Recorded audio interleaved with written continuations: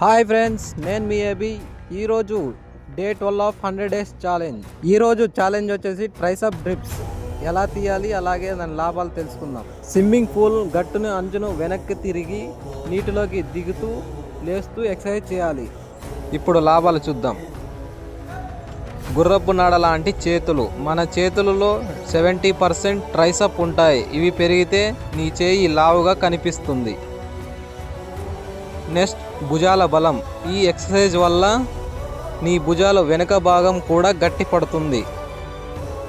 Next, push power పెరుగుతుంది. నువ్వు చేసే ఈ పుషప్ లేదా బెంచ్ వర్కౌట్ లాంటి వర్కౌట్లో ఎక్కువ బరువు ఎత్తడానికి ఈ బలం హెల్ప్ అవుతుంది. లాస్ట్ వన్, నరాలు బలపడతాయి. నీ మోచేతి దగ్గర ఉండే జాయింట్స్ మరియు టెండర్స్ స్ట్రాంగ్ అవుతాయి. Thank you for watching.